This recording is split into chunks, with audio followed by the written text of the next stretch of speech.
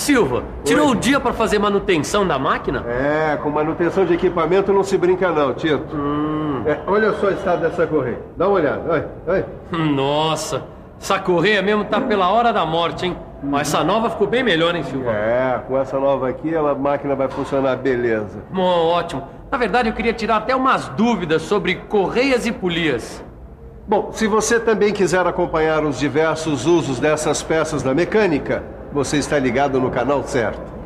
Nessa teleaula você vai aprofundar seus conhecimentos sobre dois importantes elementos de transmissão: as polias e as correias. Bom, então preste atenção que a nossa teleaula está apenas começando.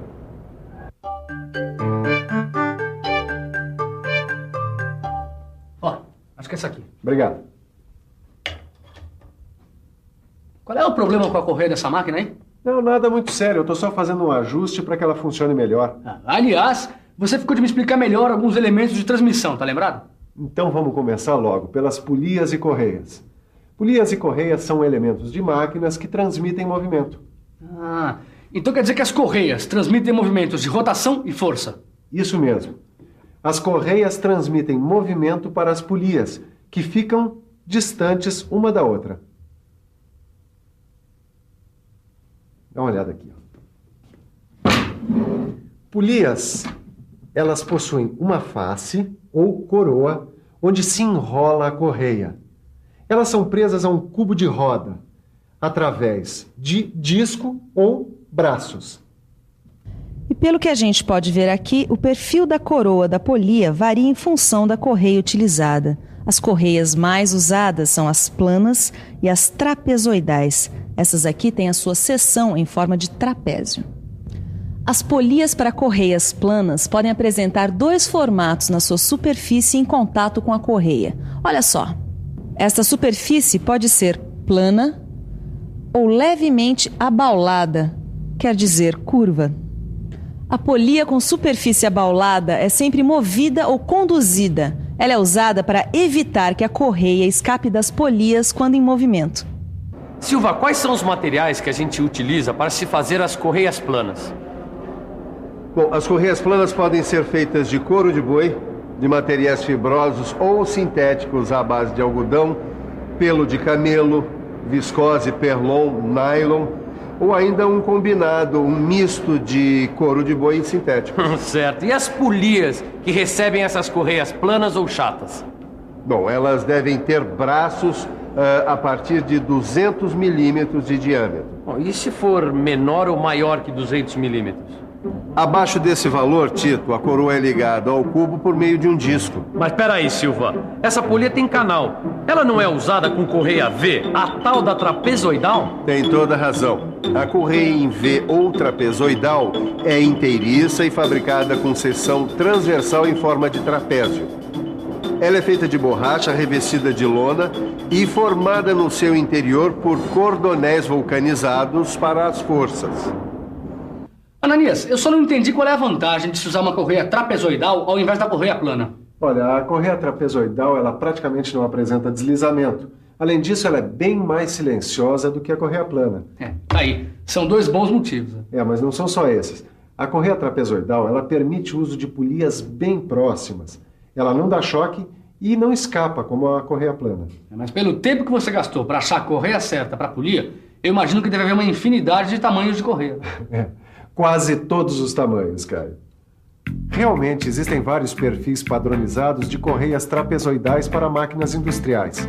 Só que para as correias trapezoidais, as polias devem ter os canais dimensionados de acordo com o perfil padrão da correia utilizada.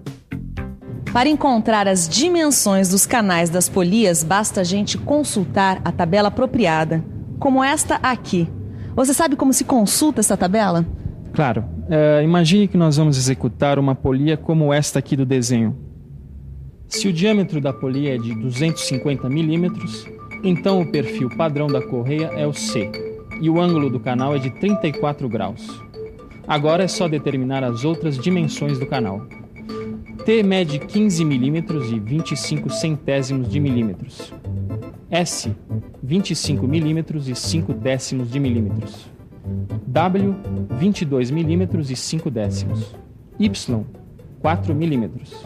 Z, 3 milímetros. H, 22 milímetros. K, 9 milímetros e 5 décimos.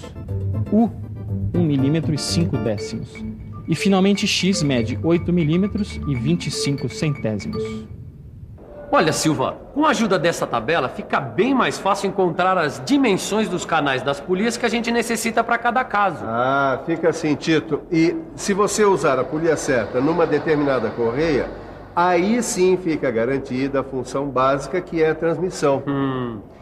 Você sabe, né, Tito? Na transmissão por polias e correias, a polia que transmite o movimento e força também é chamada de polia motora ou condutora. Ah, eu sei sim. Inclusive, a polia que recebe o movimento e a força é chamada de polia movida ou polia conduzida. Exatamente. Mas a maneira como a correia é colocada vai determinar o sentido de rotação da polia. Isso é tão fundamental na hora de colocar a correia na polia. Mas eu só tenho uma dúvida. Quanto ao sentido dessa rotação. Isso é fácil de entender. Chamamos de sentido direto de rotação quando a correia fica reta e as polias têm o mesmo sentido de rotação.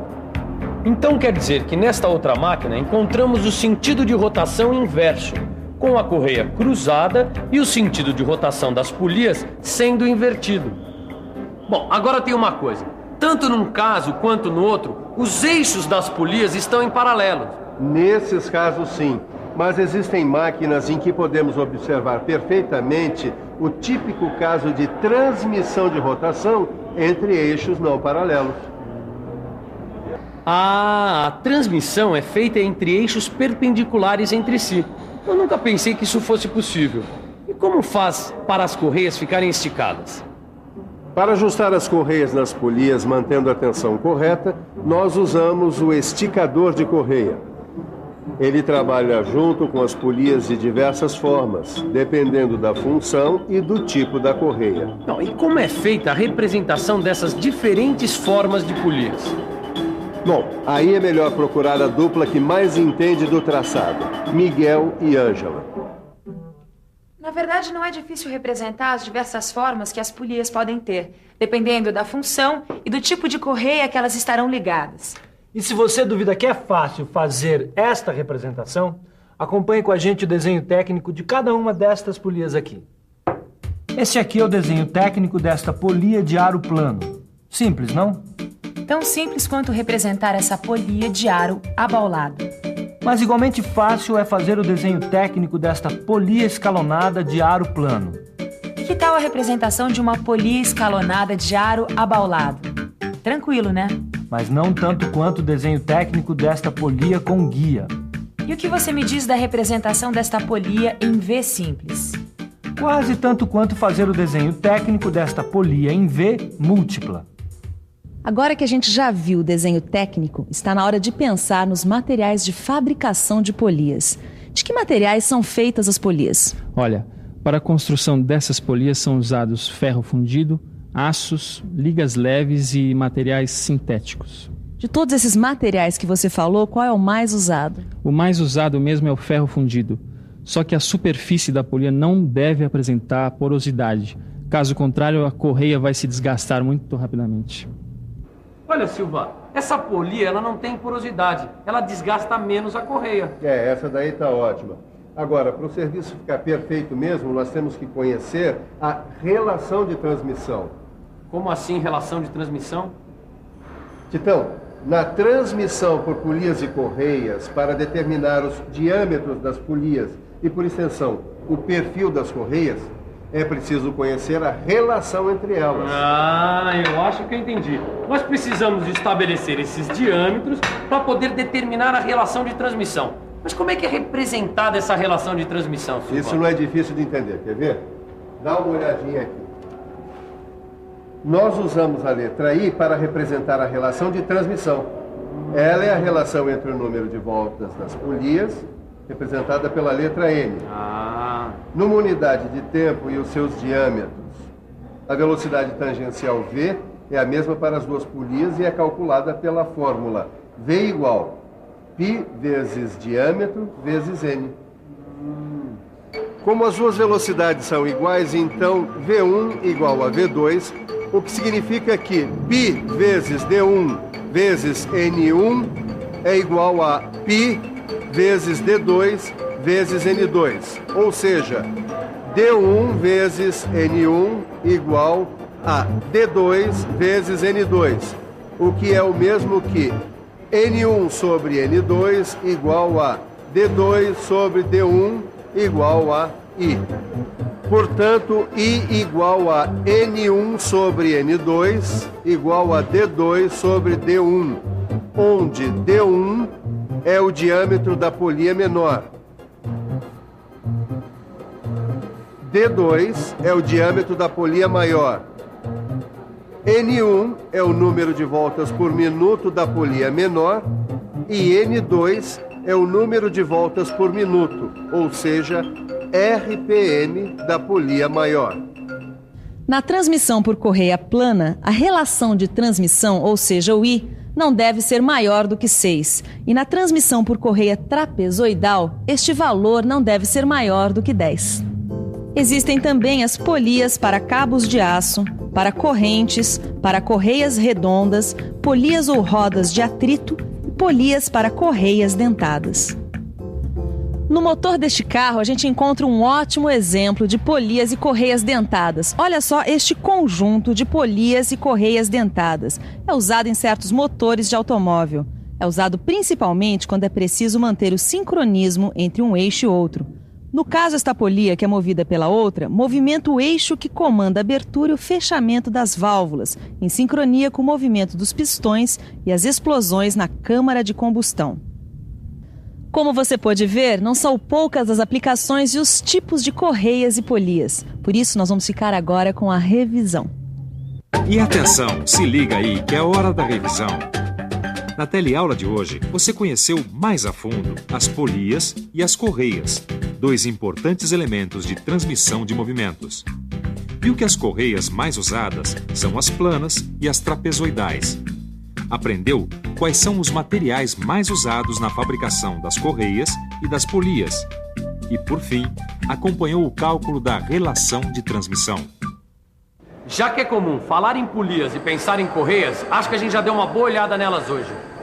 Mas o assunto correias não termina aqui. Ele é o tema da nossa próxima teleaula. Até lá. Até.